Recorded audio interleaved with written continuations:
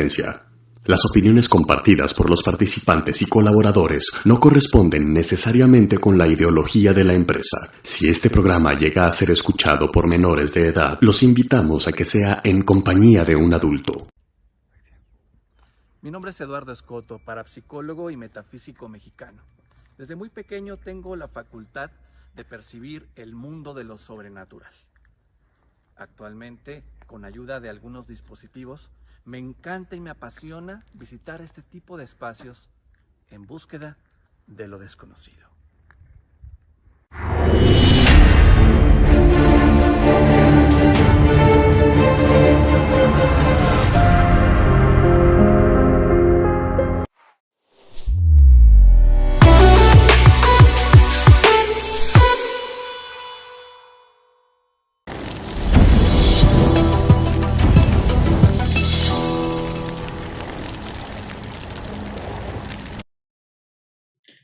¿Qué tal? Muy buenas noches, amigos de Testigo Paranormal. Mi nombre es Eduardo Escoto. Sean todos bienvenidos a una noche de viernes cuando son las 8 de la noche con 14 minutos, tiempo de la ciudad de Bogotá, en Colombia. Y para mí es un gran gusto poderme conectar esta noche con todos ustedes para tener un invitado especial en unos momentos más que nos va a estar hablando acerca, bueno, pues del tema del vampirismo o de los vampiros más que nada y su influencia en la medicina moderna. Mientras tanto, le quiero dar las gracias a todos ustedes, invitarlos a que se conecten a través de nuestras diferentes redes sociales. Me encuentran en Instagram como @lalo_escoto, en Twitter @Eduardo Escoto con S, en Facebook Eduardo Escoto, nuestra fanpage es Testigo Paranormal. Ya saben, el número más 57 318 697 38 31 es para que podamos estar en contacto esta y todas las noches. Si usted tiene algún relato que le haya sucedido con el mundo de lo sobrenatural, o bien si quiere alguna de las terapias alternativas que maneja su servidor, bueno, pues son los métodos de comunicación entre ustedes y este es su humilde servidor. Y bueno, ya saben cuál es la forma en la que pueden destacar su comentario a través del chat de Testigo Paranormal en YouTube, es haciendo uso del botón del super chat. Con ello apoyan a este canal, apoyan a la labor de difusión de este canal y desde luego pues resaltan su comentario y para mí va a ser más sencillo poderlos leer. Saludo en estos momentos a Marina Millán, a Claire Cerón desde Cali, Mari Botero, a Zoraida Moreno, Asgar de la Torre, dice apoyo al buen Lalo, saludos, gracias mi querido Asgar.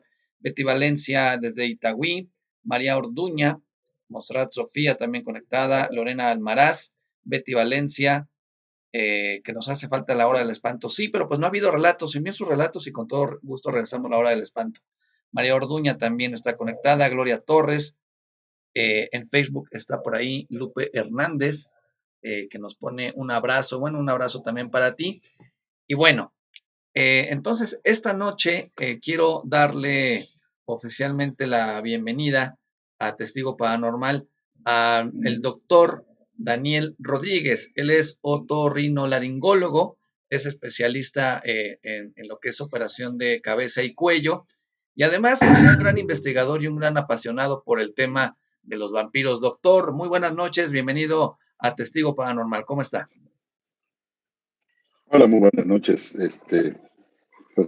Muy bien, muchas gracias por la invitación. Realmente es la primera vez que me entrevistan por esta línea. Es algo nuevo para mí y pues muy contento. Gracias por la invitación, Eduardo. Gracias, doctor. No, y bueno, no sé si dije bien otorrinolaringólogo, es una palabra un poquito complicada, pero... Es correcto, otorrinolaringólogo, cirujano de cabeza y cuello, es correcto, sí. Otorrino es el que opera la nariz, hace cirugías de nariz. Oídos, nariz, garganta, cuello, toda la parte quitando, no metiéndonos al cerebro ni a la columna vertebral, todo lo demás lo operamos nosotros. De acuerdo, doctor.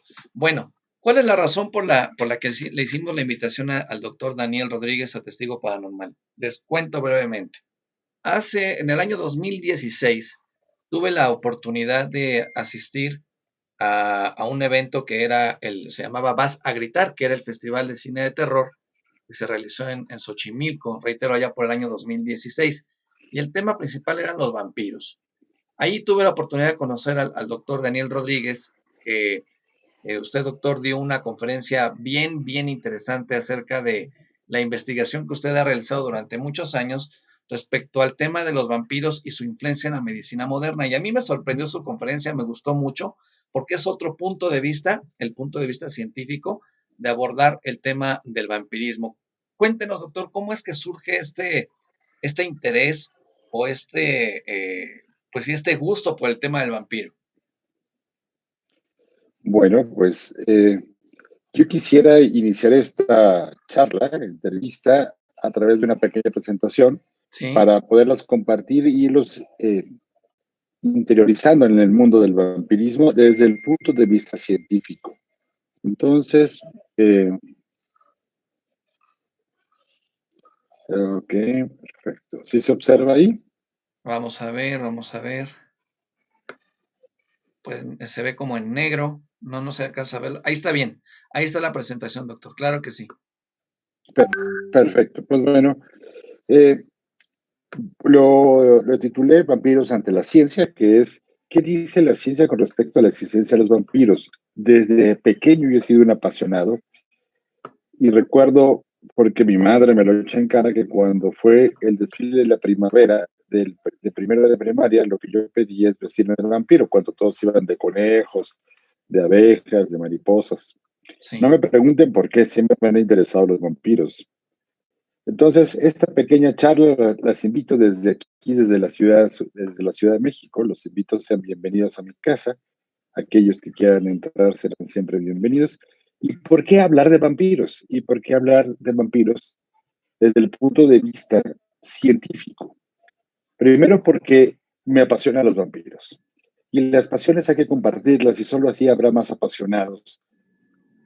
Entonces, si están listos, vamos a iniciar. Sean bienvenidos y sean libres de pasar bajo su propia voluntad, si es que así ustedes lo quieren. Para poder hablar de los vampiros, vamos a marcar una ruta. Esa ruta está llena de misticismo combinada con la realidad. Y lo que he querido hacer es hacer parajes específicos para poder entender el fenómeno vampírico desde el punto de vista científico. Y iniciamos esta ruta. Empezamos en el kilómetro 1, en la conexión Colombia-México, en el canal de Fernando Escoto. Ese es nuestro primer kilómetro. bueno, Y preparemos. doctor, Perdón, es Eduardo Escoto, pero está bien, esa es la primera parada. perdón, perdón. No Bueno, pasa nada, doctor, disculpen. no pasa nada, Una parada accidentada, perdón. no pasa nada, una Eh, parada accidentada, está bien. Preparen sus maletas que vamos a viajar al mundo de los no muertos. Y entonces, pues bueno, aquí pues veríamos quién cree en los vampiros y quién no cree en los vampiros. Entonces, ustedes harán este acto de constricción porque no puedo verlos a todos. Y entonces se podría manejar esto entre es un mito o es una realidad. ¿Realmente los vampiros existen o realmente solamente son parte de un mito? Entonces, existen varias cosas que pueden estar relacionadas alrededor del vampiro: la ciencia, el teatro, la música, las series, el cine, el folclore. Y pues vamos a empezar por el principio. En el kilómetro 2 hablamos de la etimología, que es un vampiro. Siempre que nos hablamos de vampiros, se nos llega a la mente este ser que solamente sale en las noches, que generalmente tiene los ojos rojos, que generalmente tiene los grandes colmillos y que generalmente tiene sangre en la boca. Pero la palabra vampiro viene, hay un libro muy interesante que se llama La sintaxis del vampiro, del maestro Vicente Quirarte, Sí, y significa vamp, significa gran bebedor, y upir significa monstruo bruja. Entonces es un monstruo bruja gran bebedor. Eso es lo que significaría. Viene de la palabra serbocroata. Existen muchas formas para poderlo. Podemos irnos hacia Rusia, podemos irnos hacia Grecia, podemos ir vamos matizando, pero el serbocroata creo que es el inicio de todo. Y pongo aquí que en 1748, en el diccionario Oxford, en Inglaterra, aparece la palabra vampiro. Para que una palabra aparezca en un diccionario es porque el, la palabra es tan común ante la sociedad que aparece en los diccionarios. Si nosotros hubiéramos buscado hace 15 años la palabra googlear, no la encontraríamos. Hoy día es una palabra que existe. sí, Entonces, los vampiros, había tantas cosas que se hablaban de vampiros que aparecen en 1748. Solamente 300 años después de la imprenta. Es algo muy interesante, ¿no? ¿Cuáles son las características de los vampiros? Pues bueno, primero, los vampiros son seres sobrenaturales. Es difícil a veces de poderlo tener como una concepción fácil, ¿no? Siempre nos llama la atención porque estos seres nos causan horror y terror. Sí. Horror y terror en el sentido de que pues, los dos son sensaciones que dan miedo. Más que el horror es la parte parapsicológica, es como cuando estamos enfrente de un espejo y la otra parte del espejo, la imagen al otro lado del espejo hace una cosa y esperando que se tenga otra respuesta, y entonces ese es el horror. Y el terror es cuando tememos o tenemos miedo porque nos pone en peligro la vida. Ese es el terror. Cuando nos apuntan con un arma, cuando nos apuntan con un cuchillo, cuando quieren hacernos daño físicamente, eso sería terror. Sí. Entonces, estos dos fenómenos los puede causar el vampiro, desde la parte psicológica como la parte terrorífica, ¿no? Otro de los sentidos binarios, porque este monstruo, este ser, puede causar una sensación binaria, nos puede dar repulsión y fascinación. Y ustedes van a decir, pero perdón, ¿cómo nos va a dar repulsión y fascinación al mismo tiempo? Claro, repulsión porque dice, no quiero ver, no me gusta, pero terminas de ver la película, o sea, no te gusta, pero terminas, entonces te hace una repulsión, pero te fascina porque la terminaste de ver. Sí. Esa dualidad es muy importante. En el libro de Carlos Camaleón, de Vampiros y otras adicciones, marca 4 características básicas de los vampiros. La primera es que son seres revivientes o revinientes, o sea, son seres que vivieron, que murieron y de la muerte regresaron hacia la vida. Es la primera característica. Sí la comparte con otros monstruos, sí, como Frankenstein, ejemplo, ¿no? Pero es una característica. Realmente son los mariachis vampiros. También son seres longevos. Esto quiere decir que después de que regresan a la vida pueden cohabitar con nosotros miles de años. Comentan las personas que se dedican al estudio paralelo del vampirismo y el humano, es que Dizahor es el último vampiro de mayor edad que tiene 5.000 años y que vive en el barrio de Bronx en los Estados Unidos. Y la cuarta característica, que es la más importante según el libro de Carlos Camaleón, es que estos seres se alimentan de seres vivos cuando estos están vivos, nunca cuando están muertos. Pueden tener otras características, sí, generalmente llevan tierra de su lugar de origen, es otra característica. Los vampiros no se reflejan en los espejos, y la teoría psicológica de por cuál no se reflejan en los espejos pueden ser dos. Una, porque no les gusta en lo que se han convertido, y por lo tanto, como no les gusta en lo que se han convertido, no se puede ver en un espejo, no es que no se refleje. Y dos, que como no tienen alma, no se puede reflejar. Esto en la ciencia sería muy difícil porque están ocupando un cuerpo mortal, que aunque no tuviera el alma como tal, no podría ser físicamente demostrable, ¿no? Y bueno, tienen este concepto de la hipnosis, por eso pueden hacer lo que les plazca con algún cierto tipo de personas. La fuerza del vampiro, hay libros que manejan que son 7 veces más fuerte que un ser humano y otros que comentan 20 veces más fuerte que un ser humano. Pero lo que sí se sabe es que es más fuerte que un ser humano. ¿Los vampiros duermen en ataúdes? No. Si empezamos a ver la genealogía del vampiro, empezamos los que son los maestros, los iniciados, y los iniciados generalmente son mucho más débiles y son más propensos a ser atacados, y por eso comentan que estos son los que se duermen en ataúdes, o aquellos grandes maestros que tienen que hibernar por largos periodos, por muchas circunstancias, pueden entrar en una especie de cápsula, que nosotros la conocemos como un sarcófago o un ataúd, pero sería una especie de cápsula. Una cápsula para poder mantenerse en estado de hibernación. Otro de los fenómenos que tienen los vampiros es que pueden presentar el fenómeno de la transmigración. ¿Qué es esto? La posibilidad de convertirse en otro animal. ¿Qué dicen los biólogos evolucionistas? Dices, no te preocupes, si tú me das DNA tuyo y DNA de un animal que tú quieras, con la ingeniería genética podemos hacer la combinación. Todavía no llegamos al punto en el cual podamos hacer la conversión de genes para apagarlos del humano y encenderlos de un murciélago o los de un lobo, por ejemplo, y luego invertirlos. Lo que sí se sabe es que la fuerza que se necesita para hacer la conversión son de 8 bombas atómicas.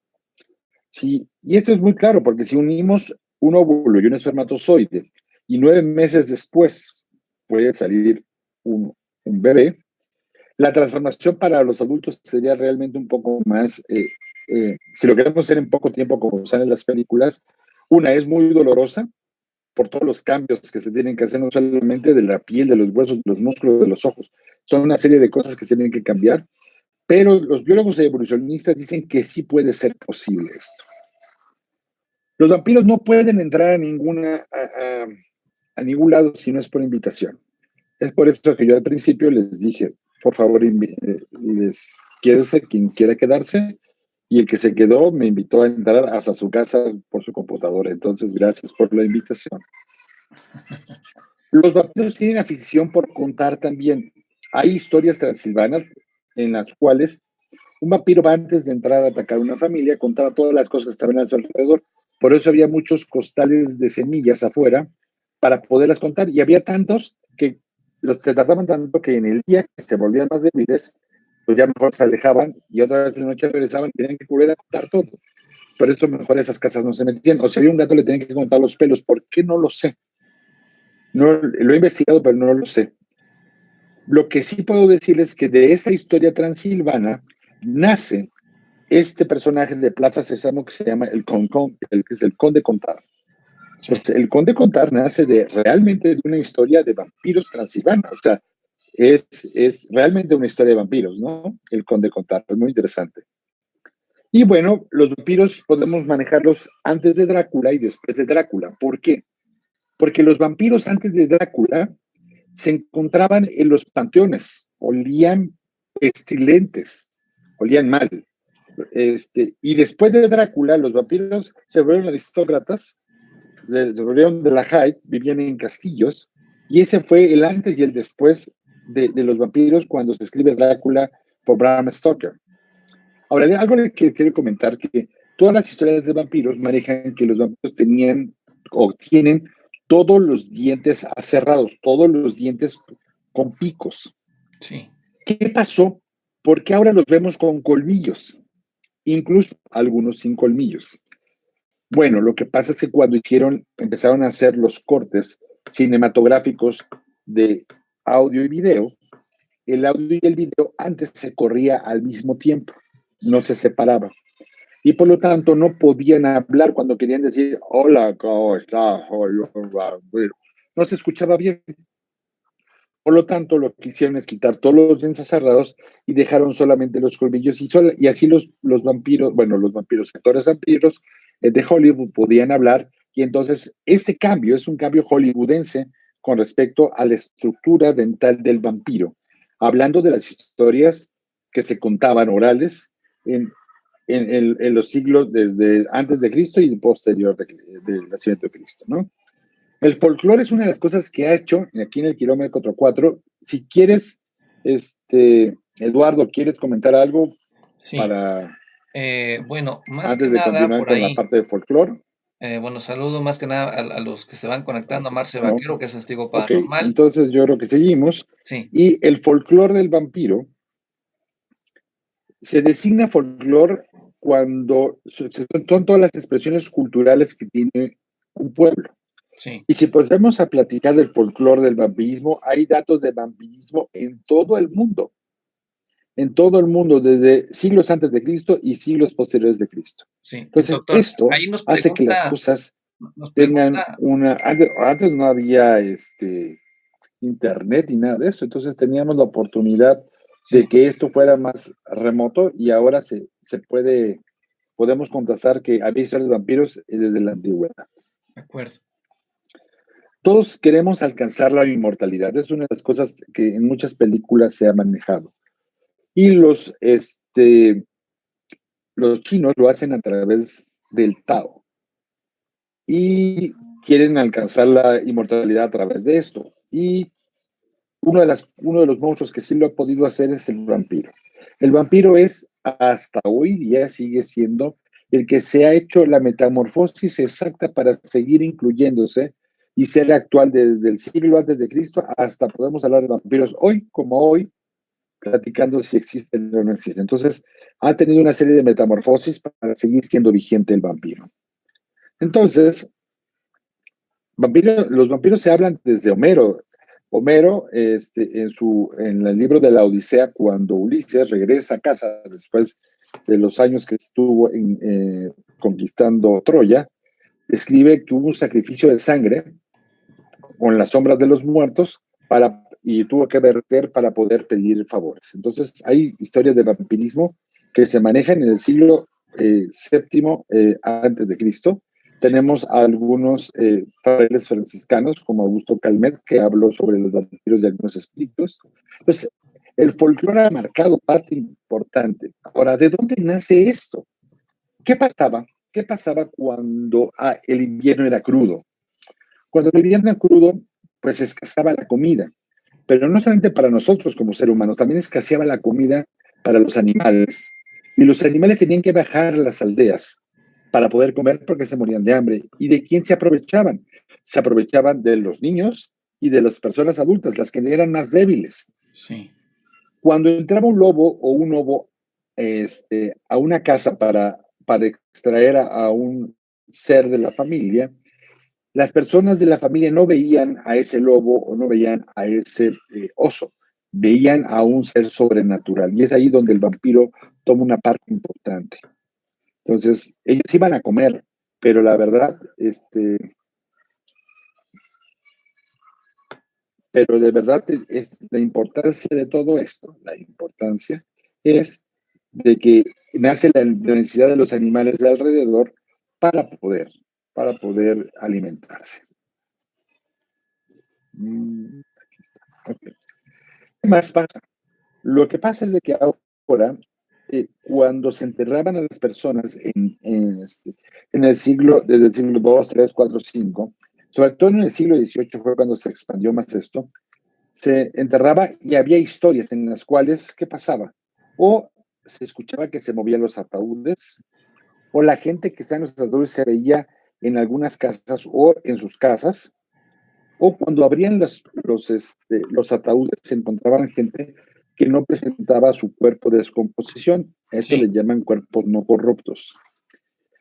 Y esto se debe a un fenómeno de preservación de los cuerpos que se llama saponificación. Es un proceso natural que se da en algunas partes de acuerdo a la geología de las regiones. Sí. También notaban que les crecían las uñas y les crecía el cabello, pero esto solamente se debía a la deshidratación de los tejidos.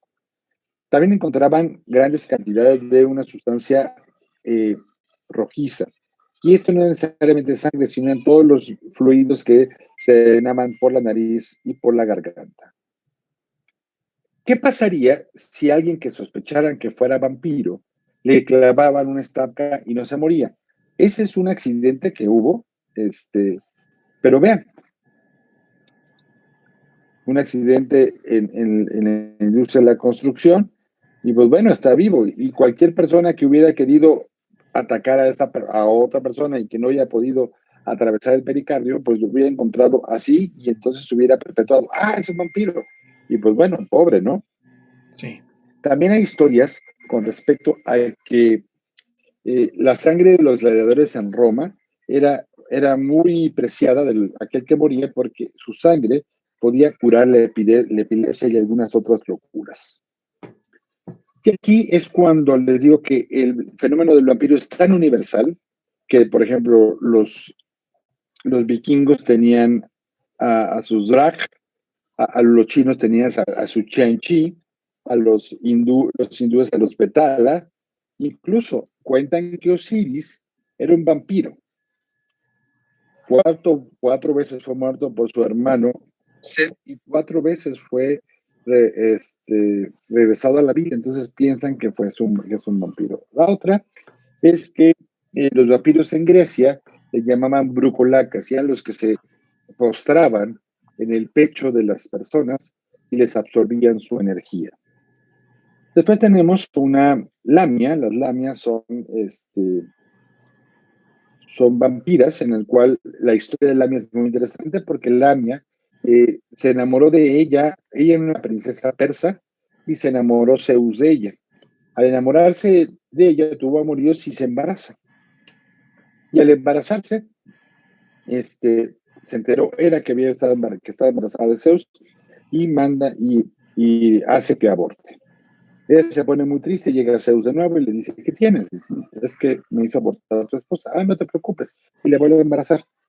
Se vuelve a enterar Hera y entonces la vuelve a mandar a abortar. Y bueno, 7 veces fue embarazada y 7 veces hicieron que abortara, y en el último aborto ella se suicida.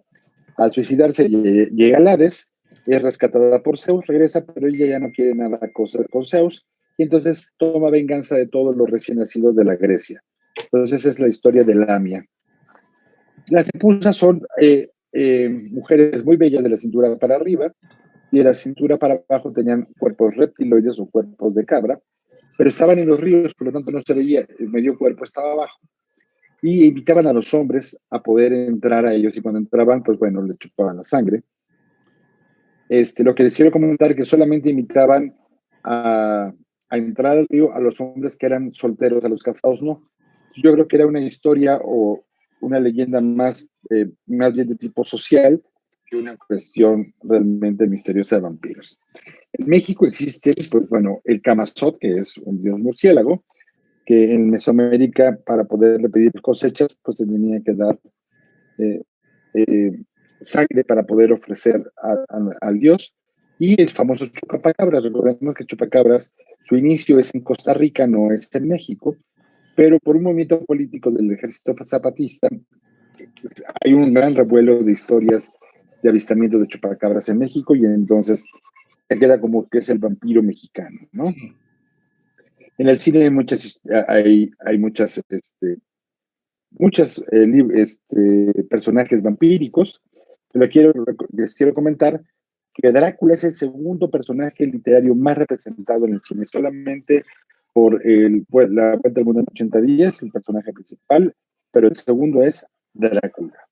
Bueno, Drácula ha tenido diferentes actores. Bela Lugosi, que fue el primer Drácula en 1935, inició como vampiro y muere como vampiro, creyéndose vampiro. Christopher Lee, es una característica de Christopher Lee es que usaba lentes de contacto, pero los lentes de contacto en esa época, en los 70, no tenían graduación, por lo tanto, todas las escenas se las aprendía recordando los pasos donde andaba, porque a veces los filmaban en techos y se tenía que acordar cuántos pasos tenía que dar para no caerse. Tenemos a Gary Oldman. Gary Oldman es el primer vampiro que puede reírse y transmitir la maldad por sí sola, y es de las películas más apegadas, no completa, pero las más apegadas al libro de Drácula, es la de Coppola. Patrick, que es el vampiro de Murnau, Nosferatu. El Corne Orlok, y es el primer Nosferatu que se ve que tiene los dientes, los colmillos hacia adelante en los incisivos. Frank Langella fue un vampiro el más seductor, porque él no tenía colmillos, pero era extremadamente seductor, chupaba sangre, pero no tenía en ninguna de sus películas en sus colmillos. William Marshall, bueno, es el primer vampiro de color. Blácula. Germán Robles es el vampiro que se hizo famoso en México. Él es español, pero bueno, lo conocen que es el séptimo mejor personaje de Drácula que ha presentado la historia del cine. Luego Klaus Kinski, que es el que hace la versión moderna de Nosferatu, en La Sombra del Vampiro, que la hace con John Malkovich. Pablo Assi, que es el primero que hace Drácula y Hombre Lobo posteriormente, y el primer vampiro oriental. Hablando de literatura, yo creo que ustedes han leído mucho, y posiblemente mucho más que yo, de historias de vampiros. Pero bueno, a partir de la invención de Gutenberg en 1440, las cosas cambiaron de manera positiva, porque el conocimiento, la oralidad se convirtió en letra, y la letra se podía leer y preservarse por mucho más tiempo. No voy a detenerme en todas estas parte de la literatura. Los invito a que lean historias de vampiros para que vean qué tan diverso es esto. Doctor, si me gustaría hacer un paréntesis ahí, si me permite interrumpirle. Con Drácula. De entrevista con el vampiro se me hace Déjame entrar, también se me hace interesante. Tierra de Vampiros. Y bueno, ahora vamos a entrar a lo que me invitaron, a la ciencia. ¿Qué dice la ciencia con respecto a la existencia de los vampiros? Cuando uno va, soy una persona bastante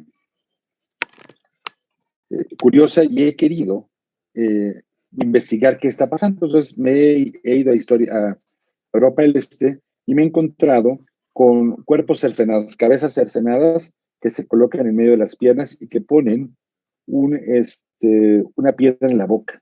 Esto no es poco frecuente, desde Polonia hasta Grecia. Es mucho más frecuente en toda la parte de Europa del Este, pero, pero sí quiero comentarles que en toda esta franja se encuentra. Entonces, el inicio del vampiro es, porque hay historias de vampiros y hay personas que han regresado de la muerte a la vida y los han visto. Pero ¿por qué ha pasado esto? Porque cuando abren las tumbas, la gente parece que no se ha muerto. Y se han encontrado lesiones en el tórax porque les clavaron una estaca. Bueno, déjame ver, me mandaron un mensaje, perdón. Dice, Doc, pues corta el momento. Bueno, ¿cómo hacemos? Dime, Lalo, ¿cómo nos ponemos de acuerdo? ¿Un time? ¿Tiempo? ¿Ok? No te escucho, pero sí.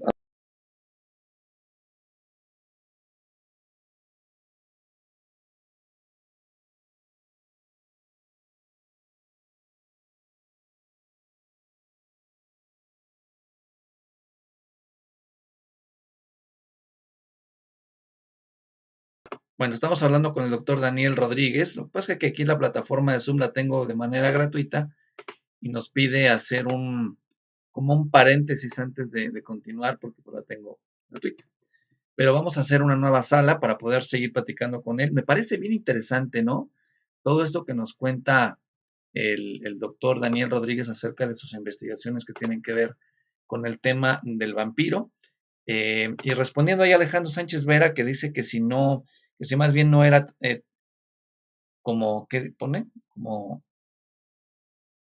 transformación en vez de transmigración. No, no Alejandro, porque es transmigración porque transmigra, o sea, pasa su espíritu al animal de poder. En este caso, el lobo o el murciélago, o en este caso también el tema de la sombra. Entonces, es por eso que se le conoce de esa manera, ¿no? Pero es transmigración de las almas, no transformación. Entonces vamos a enviarle el link nuevamente al doctor, aquí para podernos conectar con él, que seguramente ahí nos está esperando. Entonces denme un segundito. Denme un segundito. Aquí en la parte. Antes no me hacía eso Zoom, entonces ahora sí ya me avienta ahí me avienta el anzuelo para que compremos la versión completa, la versión Pro. Así que por ello también les hago la invitación a que nos puedan apoyar con el botón del super chat. De esa manera, bueno, podemos tener mejor contenido. Bueno, doctor, una disculpa, pero es que esta conversación la tengo de manera gratuita, entonces nos pide ahí cierto tiempo. Pero continuemos, doctor, por favor.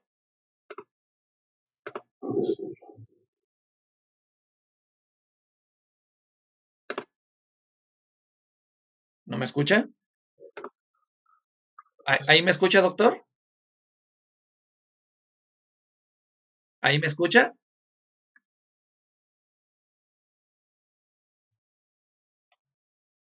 ¿Ahí me escucha, doctor?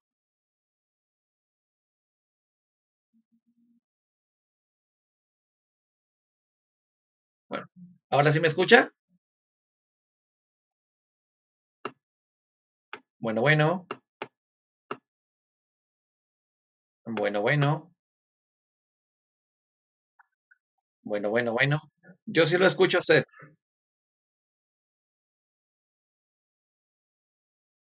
Vamos a escribirle acá al doctor para que, bueno,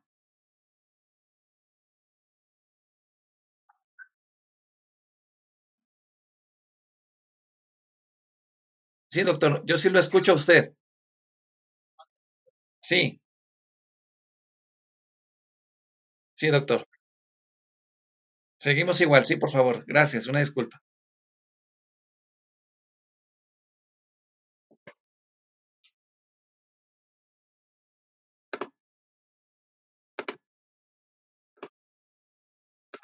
Listo, doctor.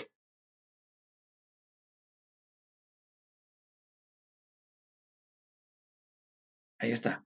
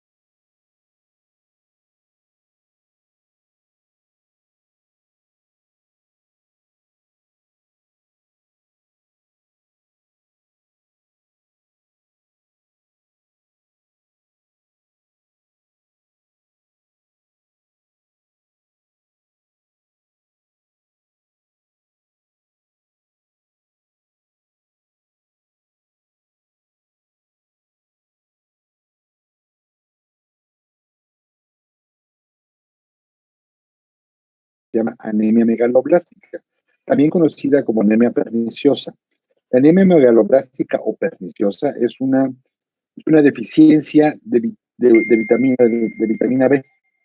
Por lo tanto, cuando lo que hace es que las células, las células rojas no se reproduzcan adecuadamente y se hagan más grandes porque salen más inmaduras. ¿Qué síntomas da?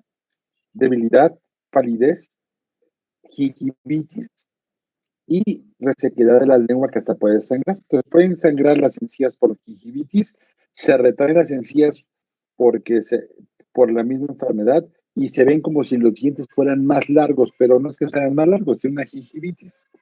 ¿Qué pasa cuando tenemos gingivitis? Vean cómo se reabsorbe todo la parte de la encía y se ven como si los dientes crecieran, pero no es que crezcan, es que es una gingivitis.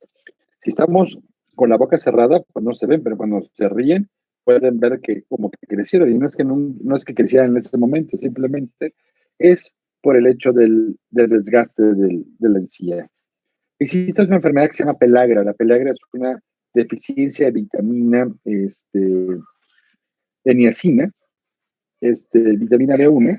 Y lo que pasa es que cuando tenemos esa deficiencia, cuando las gentes se exponen al sol, presentan quemaduras.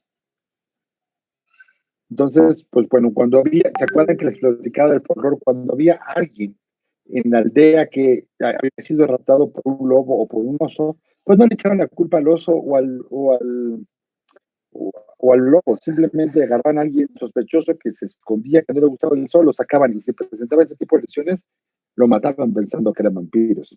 Otra enfermedad relacionada con el vampirismo es la rabia.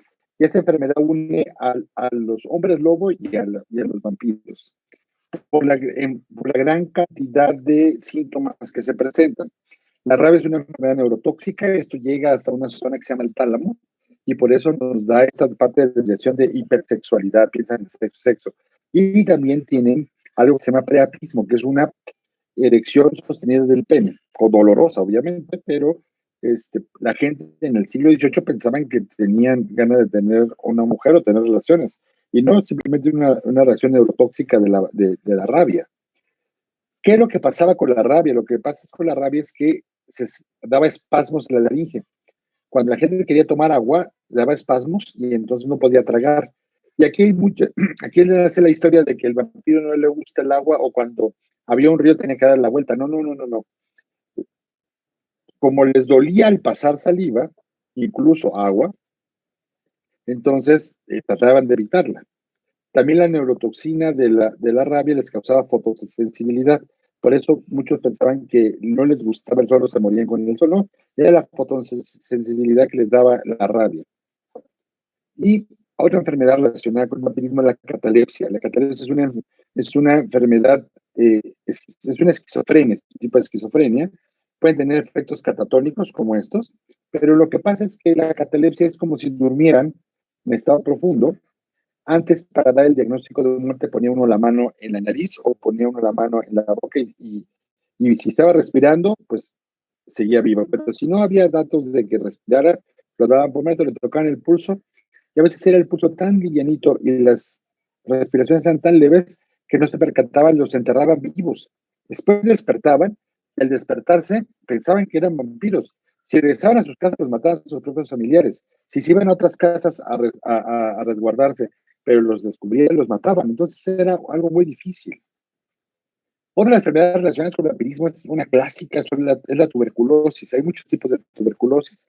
La que conocemos es la tuberculosis pulmonar, que es la que cuando están tosiendo sale sangre. Y entonces cuando tosían y salía sangre pensaban que había chupado recientemente sangre. Pero no solamente eso, tenemos la tuberculosis ganglionar. Vean el tipo de lesiones que da un paciente con tuberculosis ganglionar, como si lo hubiera chupado el vampiro, literalmente. Y pensaban que eran vampiros y los mataban. Otra enfermedad relacionada con el vampirismo es la displasia ectodérmica anhidrótica. Ven qué tipo de dientes da a los pacientes que tienen esta enfermedad. Lo único que quiere decir es que no tienen glándulas sudoríparas, por lo tanto tienen mucho calor. Parecen nosferatus reales, ¿no? Existe su variedad, que es la displasia ectodérmica hipodrótica, que tienen algunas glándulas sudoríparas y por eso llegan a tener pelo. Pero la enfermedad característica del vampirismo es la porfiria. La porfiria es una enfermedad del metabolismo de la producción de hemoglobina y cuando no se pueden formar los grupos pirroles, pues se llama porfiria, que es para formar la hemoglobina, se quedan atorados en la piel. Son altamente fotosensibles. A los pocos minutos pueden dar este tipo de lesiones. Vean cómo se hacen ámpulas. O ese tipo de lesiones deformantes. Esa es la enfermedad que quiero comentarles que en Europa del Este era una enfermedad autosómica dominante, o sea que era muy frecuente en esta época, en esta zona. Por eso se hablaba de vampirismo. ¿Qué pasaba con los pacientes con porfiria? Vean cómo se les veían los dientes, como si hubieran absorbido sangre, ¿no? Pero se les ponían rojos por esta enfermedad que manchaba los dientes de rojo. Afortunadamente vivimos en el siglo XXI, que si nos hubiera tocado vivir en ese tiempo, aquella persona que se expusiera al sol y le pasara esto podía ser tachada de vampiro y lo podían haber quemado. Ya teníamos muchos la estaca ya encajada o haber hecho algo.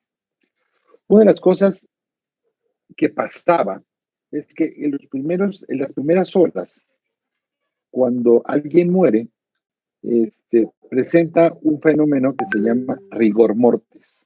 No sé si han visto que acaba de morir alguien y se pone el cuerpo flácido. Y después se pone duro. Esto dura de 24 a 36 horas, porque el calcio se mete al cuerpo y se pone duro y después otra vez se vuelve a poner flácido. Pero en el periodo de que se pone flácido a duro y de duro a flácido, puede haber movimientos literales normales del cuerpo. Por eso cuando van a la morgue y están las gavetas y se escucha ruido dentro de las gavetas, no piensen que se están despertando. Son los movimientos de las personas que si tienen poco de haber llegado allí, se pueden estar moviendo o incluso sentarse por el movimiento de los músculos a través del rigor mortis. Les presento aquí en el kilómetro 8 a los verdaderos, a las personas, a los animales que realmente que chupan sangre, como las sanguijuelas, como las lampreas, que son unos parásitos que se chupan la sangre de los salmones, los mosquitos, más bien las mosquitas, los moscos femeninos, que son los que chupan sangre. Un chiste previo. Los piojos y las pulgas, las garrapatas que pueden absorber 50 veces su peso en sangre. Wow. Y el caduru, que es el pez vampiro, que tiene una afición por el ácido, por la urea, y por lo tanto, ¿cómo se llaman? Las branquias de los peces tienen gran cantidad de urea porque por ahí echan sus desechos y por ahí se mete el caduru. Por eso es importante que cuando vayan al Amazonas no orinen en los ríos porque se puede meter este animalito y luego hay que sacarlo a través de una cirugía. Claro. No orinen en los ríos, por favor. El murciélago es el animal, pues, por antonomasia que se conoce relacionado con el vampirismo. Existen muchos tipos de murciélagos. Los murciélagos que son hematófagos son el Demonus rotundum y viven en América, afortunadamente. Existen tres tipos de vampiros cuando hay una cueva. Los de la parte externa, que son los que se comen los insectos, los de la capa intermedia, que son los que se comen las frutas, y los de la capa interna, que son los que todos le tienen miedo, que son los hematófagos. Pero solamente toman animales, rara vez aquellos que pueden atacar al ser humano. A que les gusten los murciélagos, quiere decirles, en México hay una sustancia alcoholizante que se llama tequila. Gracias a los murciélagos, el agave se pudo dar porque el agave es una flor que abre en la noche.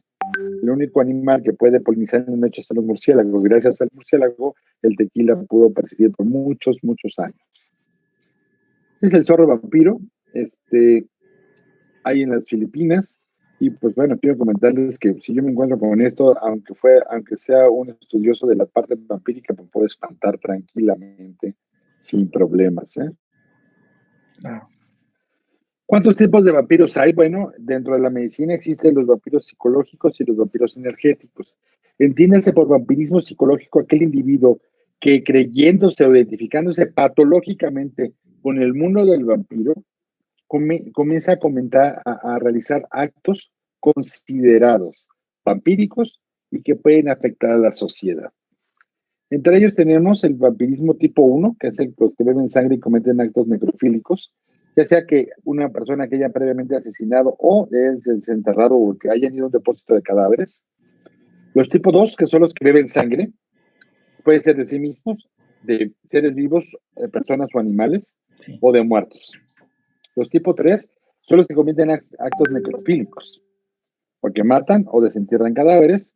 Y tenemos ejemplos, nada más por llamarlos: Richard Chase, el vampiro de Sacramento, que fue condenado en 1850, el vampiro de Düsseldorf en Alemania en 1883, y Tracy Whittington, una australiana que la primera vez que hizo un acto vampírico, pues fue condenada. Ya acaba de salir hace unos 3 años, antes del COVID.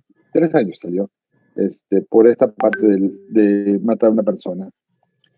Y bueno, tenemos un tipo 4 que teóricamente son los que no hacen daño, que son los mitómanos patológicos. Esta es una persona que se hizo modificaciones vampíricas, vive en Zapopan, es mexicana, pero también tiene algunos con condiciones demoníacos. Entonces, pero ella se considera vampira, es una mujer, tiene sus hijos y tiene una vida en familia normal. Tenemos el vampirismo energético. Eso del vampirismo energético es muy importante. ¿Por qué? Porque está demostrado que existe el vampirismo energético. No sé si les ha pasado con un amigo o con una amiga que le dice: oye, quiero platicar contigo, ¿qué te pasó? Pues nada, es que me dejó mi novio, o me separé de mi esposa, o tuve problemas con mi papá. Y se ponen a platicar, y después de una hora, tú te quedas todo cansado y la otra persona se para y se va tranquilamente. Ese es el vampirismo energético. ¿Existe o no existe? Bueno, quiero comentar que hicieron un estudio en History Channel en el cual tomaron 3 parámetros: temperatura, el aspecto calorimétrico del cuerpo y el voltaje. Y en las 3 hubo cambios de la persona vampirizada a la vampira. Hubo absorción de energía y donación de energía. ¿Existe vampirismo psicológico? Existe el vampirismo psicológico, demostrado científicamente. Bueno, pues la ciencia ha demostrado que existe. Si yo tengo ratones que viven 120 días y en el día 100 saco vampiros recién nacidos, les quito su sangre y se la pongo a los viejitos, los vampiros los ratones pueden durar 200 días. Wow. Aguas. Está demostrado que la sangre joven puede rejuvenecer los tejidos. La porción cognitiva, la porción nerviosa, la porción de movimiento, la porción de visión. Entonces, y hay muchos artículos con respecto a esto. Entonces, aquí un artículo de la revista española que dice: Drácula tenía razón, Elixir de la juventud podría ser. Por eso los vampiros se relacionan con mujeres jóvenes, pero no necesariamente por andar con ellas, simplemente por la parte de la absorción de la energía, ¿no? Pero ¿qué es lo que la ciencia ha demostrado? Que si le pasan la sangre de jóvenes a viejos, ¿qué pasa? Nuestro reloj de arena, para poder ver si vamos a morir o no vamos a morir pronto, es tomamos una célula, la hacemos que se multiplique y dejamos que estén en época de cromosomas, en la etapa de cromosomas. Y las terminales superiores e inferiores se llaman telómeros. Entre más grueso es el telómero, es una célula joven, y entre más delgadito es el telómero, la célula es más vieja. Eso quiere decir que ya se va a morir. ¿Qué hace cuando transfundimos sangre de gente muy joven a adultos grandes? Los telómeros se alargan. Y esa es la prueba real, científica, que la sangre joven actúa directamente para preservar y hacerse más, o sea, que la vida se pueda prolongar más. Verificando, ¿qué vamos a verificar? Bueno, yo les comentaba y les comentó Lalo. Sí. Yo soy un fanático de los vampiros y dije, bueno, ¿realmente existió Drácula o no existió Drácula? Bram Stoker se inspiró en 3 personajes reales: Vladimir Stepes, el Vlad el Empalador, Elizabeth Bathory, la Condesa Sangrienta, y Guy de Rais. Pues bueno, dicen que Drácula nació en Rumania.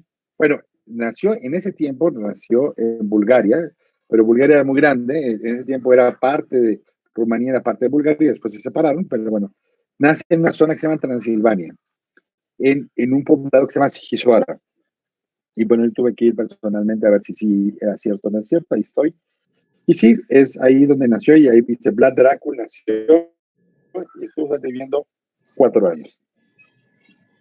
Después, este príncipe rumano lo que hizo es que, por cuestiones del ejército otomano, se prestaban a los primogénitos y a los hermanos para que no entraran en guerras. Él se fue con los otomanos, con los turcos, y junto con su hermano, y después regresó. Cuando regresa, se dieron cuenta que su padre y su otro hermano fueron muertos por la gente que estaba rodeada de ellos, y se volvió muy vengativo. Era una persona sanguinaria, no es que fuera vampiro. Pero yo, pensando que si fuera vampiro, pues me fui a este castillo que se llama el Castillo de Poetry, que está en cerca de Tergoviste, y es un castillo que ya está en ruina, está como el Templo Mayor. Sí. Y cuando llegué yo a ese castillo, a esa zona, pues le dije al guía, le dije, yo me quiero quedar. Era un día específico, importante, porque era luna llena, era por todos los astros que se juntaban, era un día de vampiros. Yo llegué esa tarde, me quería quedar, y el guía no me quería dejar. Le dije, oye, dame una oportunidad, yo vengo desde México. No se puede. Entonces, malamente, los mexicanos a veces hacemos cosas que no saben hacer. Esto no me enorgullece. Saqué un billete de 50 euros y se lo ofrecí, y me dijo que no, que iba a perder su trabajo.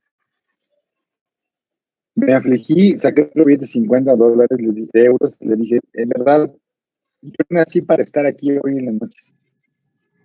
Es muy peligroso que usted se quede aquí en la noche. Por favor, déjeme. Saqué otro billete de 150 euros, digo, de 50 euros, y por 150 euros me pude quedar. Dice, es bajo su responsabilidad. Entonces agarré y me subí hasta la parte más alta del castillo, y hasta abajo había una cabañita. Y si llega a tener frío o miedo, pues puede quedarse aquí. Okay, muchas gracias. Yo me subí, y cuando me subo, pues quiero comentarles que la luz de mi grabadora, la luz de mi celular se había acabado. O sea, tenía luz en la linterna, y obviamente lo que estaba haciendo es leyendo el libro de Drácula. ¿Cómo no voy a hacerlo?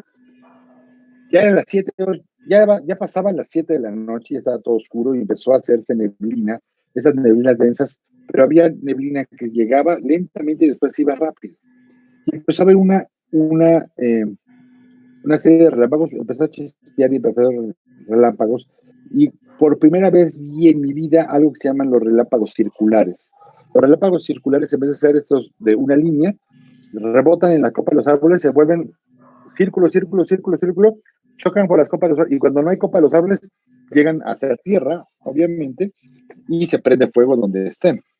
Sí. Entonces yo pensaba que eran vampiros, dije, llegaron los vampiros, ahora sí, ni modo, me tocó.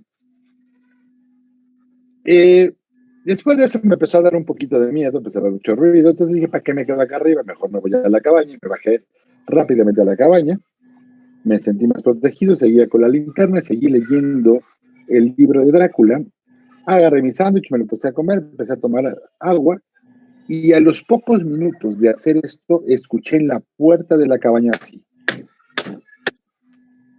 Wow. Realmente, desafortunadamente, esto fue en el 2000. Si hubiera sido en esta época, mis esfínteres no hubieran sido tan fuertes y hubiera pasado otra cosa, ¿no? Pero realmente entendí el concepto de terror. Temí por mi vida y pensé que era un vampiro. Me quedé despierto toda la noche con un tridente esperando a ver quién se iba a cruzar por esa puerta. Después de pocos minutos ya no escuché cómo tocaban, pero se escuchaba alrededor mucho ruido, como si le estaban dando vueltas a la cabaña. A la cabaña. Lo que pasó después es que cuando llega el guía por mí al otro día, lo que pasó es que me dijo, oiga, usted tuvo mucha suerte. ¿Por qué? Aquí había un oso. ¿Cómo que un oso? Sí, mira, vea cómo están están frescas todavía. Pues bueno, afortunadamente un oso. Fue cuando dije, el vampiro, el vampirismo es un mito y me salí muy contento, pero decepcionado a la vez porque yo quería encontrarme con un vampiro.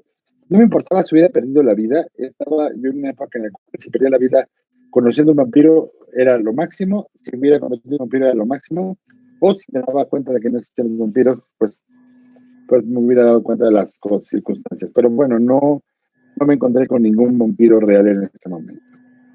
Y luego fui a otro lugar que se llama Bram, que no tiene nada que ver con Bram Stoker, se llama la localidad, que es el castillo, que es el castillo museo hoy día. Pueden rentar todo el castillo con muy buenos miles de euros para quedarse todo el día en el castillo. Y bueno, ese es el lugar donde tiene el cuerpo de Vlad el Empalador, que está muy cerca de Bucarest. ¿Qué es lo que hay que hacer cuando nos encontramos con un vampiro? Pues primero conocer todo lo que pasa con el vampiro. Y lo mejor sería tener un amigo que fuera un Dampir. ¿Qué es un Dampir? Es un hijo de un vampiro y una mujer. ¿Cómo que un hijo de un vampiro? Bueno, es una mujer embarazada por otro humano, pero que durante el embarazo fue mordida por un vampiro, y estos son los Dampirs. Blade, Buffy, el profesor Van Helsing eran Dampirs y son los famosos cazavampiros. Cerca de ellos pues pueden protegerse más, pero también tienen la posibilidad de que se aparezcan muchos vampiros a su alrededor. El ajo no los mata, es más una cultura del folclore, generalmente toda esa zona de Bulgaria y Rumania. De hecho, en la entrevista con el vampiro de Anne Rice, dice que pues no es tan desagradable el sabor del ajo. Los vampiros no se mueren con el sol, entonces Murnau se equivocó. Y bueno, con una estaca, con una bala de plata, pues matan a cualquiera, no solamente a un vampiro, a un oso, a un ser humano, si lo pueden. Hay que ver dónde hay ataques de vampiros para cuando vayamos estar protegidos. Eso es muy importante, porque si vamos a regiones, por ejemplo, que se mete un vampiro en nuestra habitación y no nos agarramos el crucifijo y nos defendamos, pues si estamos en una zona en que sean no creyentes, pues no les van a hacer nada a los vampiros, los crucifijos. Hay que tener mucho cuidado de la ideología donde andemos, ¿no? Esos son los verdaderos vampiros, los vampiros que tenemos en nuestras casas. Cada aparato electrónico tiene un poquito, ya sea amarillo, verde o rojo. Esos que están conectados y que están apagados, esos son los que chupan su energía, que gastan mucho dinero por tenerlos conectados nada más. Por eso hay que desconectarlos mejor. Y con esto quiero decirles que al vampirismo o al vampiro hay que acercarse con las alas de la imaginación, pero con las armas del conocimiento científico. Hoy hemos aprendido que hablar de vampiros, cómo identificar un vampiro, que los vampiros son tan antiguos como las religiones. Hoy sabemos por qué en el siglo XVIII hubo tantos muertos asesinados pensando que eran vampiros, y ya saben qué hacer cuando se tienen enfrente a un vampiro. ¿Qué vampiro quieren ser ustedes? Escójanlo. Esto es libre albedrío. Si son escépticos, pues allá ustedes. El profesor Van Helsing decía que la fuerza del vampiro radica es el hecho que nadie crea en él. Solamente así podrá persistir la especie. Es por eso que si siguen siendo escépticos, sea bajo su propio riesgo. Tengan muy buenas lunas y este es el fin de la ruta. Muchas gracias. Pues gracias, doctor, una Ahora ponencia muy, muy salgo de interesante. aquí y me conecto al Zoom directamente para la... A ver, ¿cómo está? Bueno, ahí estamos esperando al doctor. Dejar de compartir. Ya, Listo, ahora sí. doctor. Bueno, pues una Ahora lo que conferencia. quiero Ya es extrañaba yo escucharte esa con conferencia mucho desde la primera vez que la vi, que me gustó, se me hizo algo muy, muy, muy interesante. Y de verdad que muchas gracias, doctor, por compartirnos todas estas cosas de investigación que usted ha hecho durante todo este tiempo respecto al tema de los vampiros, doctor. ¿Ahí me escucha? Bueno. ¿Me escucha, Yo no sé doctor? por qué no te escucho. Tú sí me escuchas, pero yo no te escucho. Entonces, déjame ver si crees que sea buena idea llamarte y por teléfono me haga las preguntas. Claro que sí, doctor.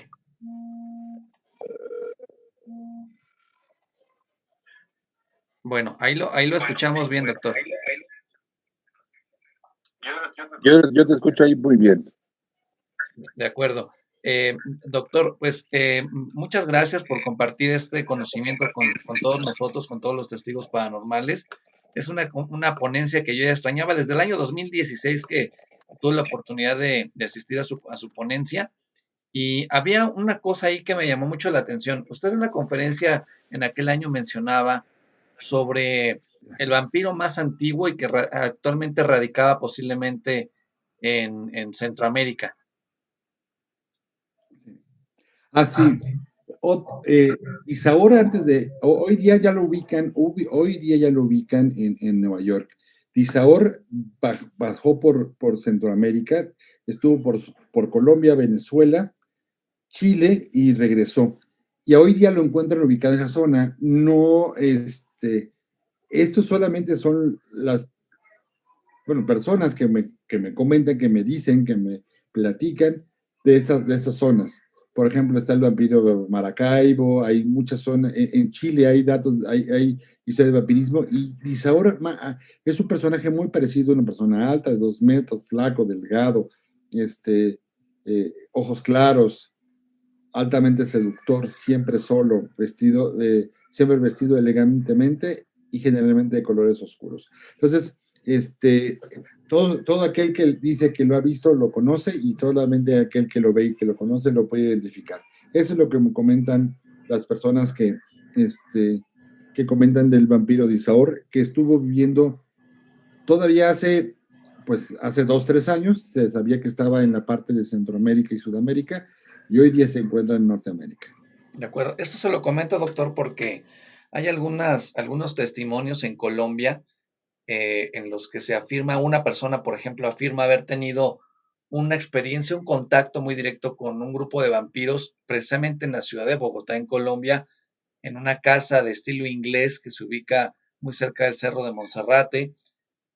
También en alguna ocasión Daniel Tres Palacios, que es un reconocido locutor de un programa de radio, el Cartel de la Mega, afirma que hasta su cabina de radio llegó un vampiro que curiosamente hizo la entrevista vía telefónica a través de una ventana, porque el vampiro estaba en la calle y él estaba dentro de la cabina, y el vampiro le dijo, no, esta entrevista no va a quedar grabada, nadie la va a poder grabar.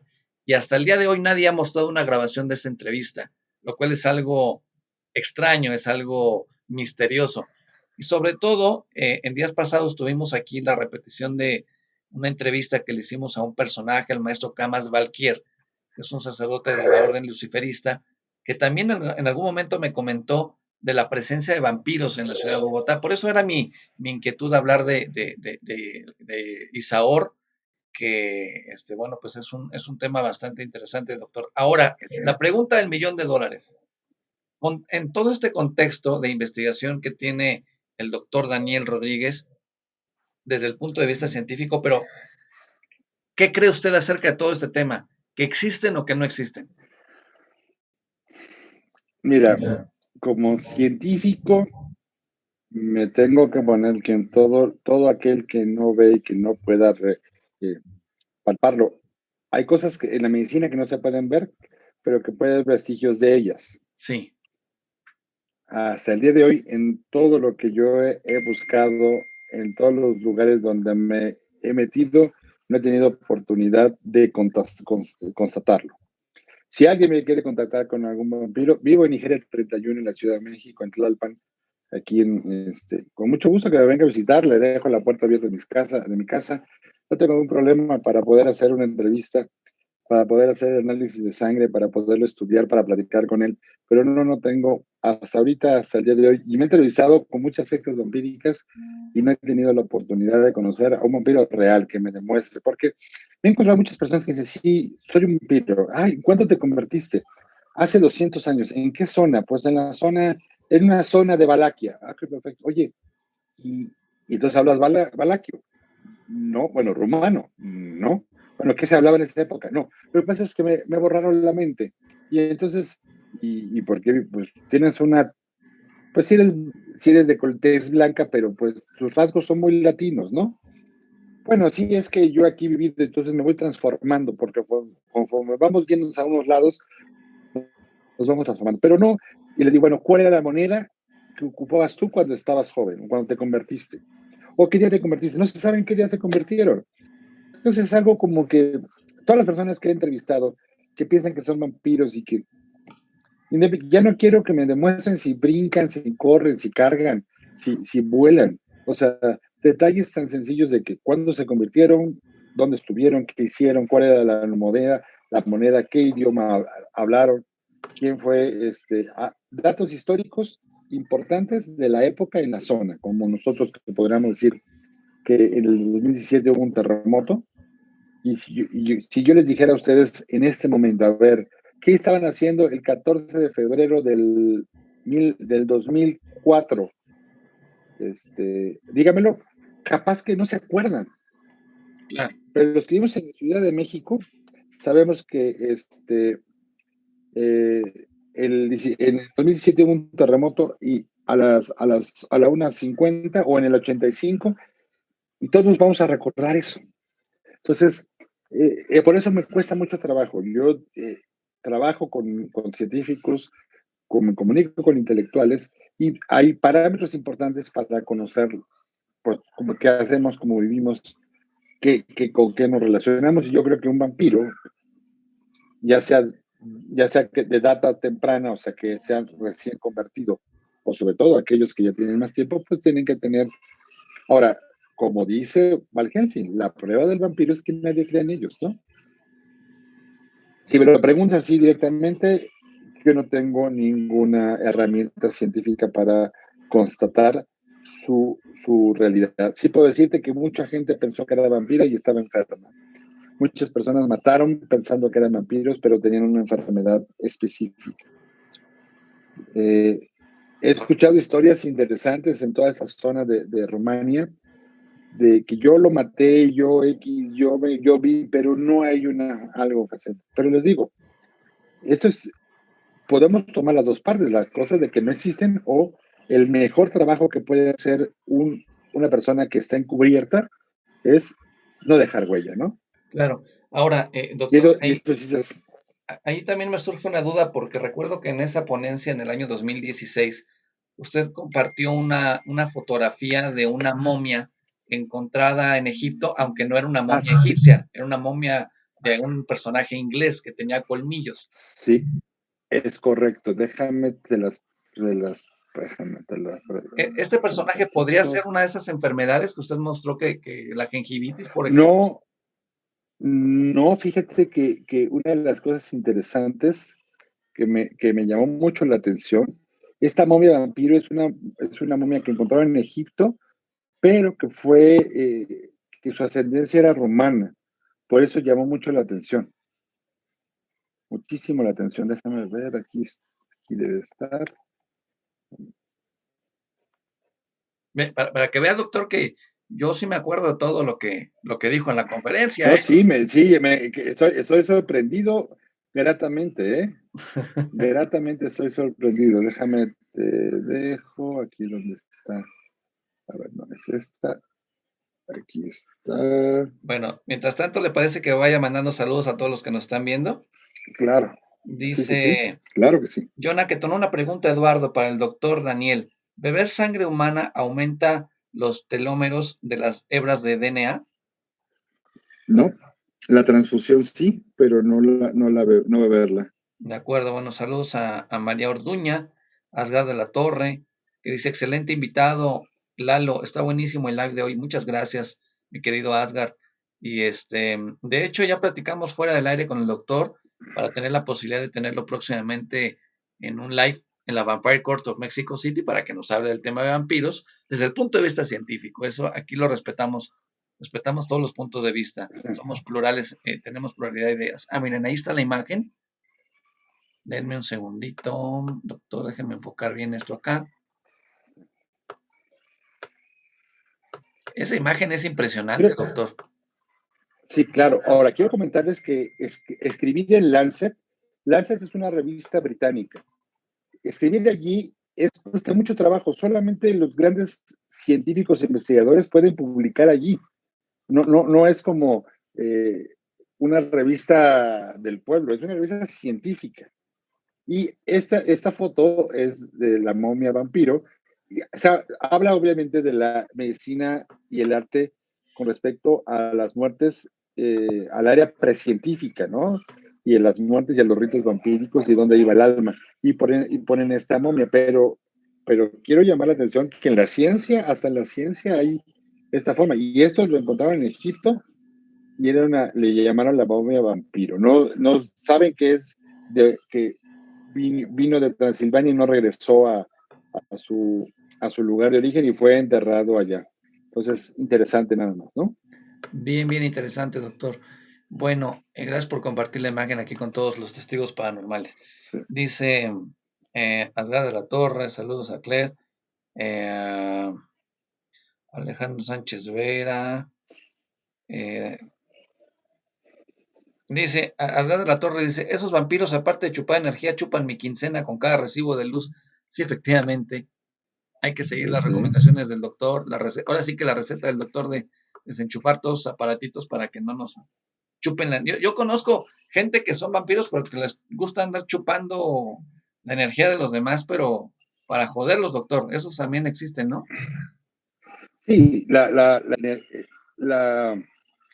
dentro del tipo de la parte de la sociología existen, pues como todo, ¿no? Está el rey, la reina o el líder, la lideresa, los peones, como le llaman algunos, los minions.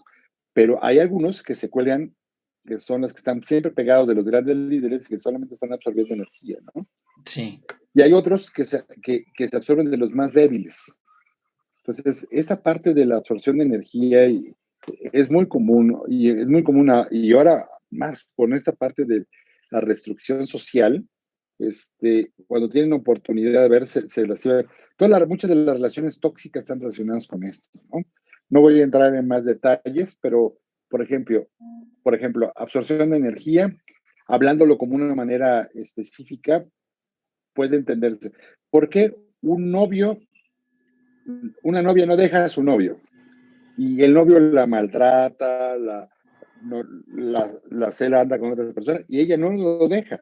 Bueno, quiero comentarles que cuando somos niños y nos caemos, ¿qué nos hacen? Nos levantan y nos abrazan y nos apapachan.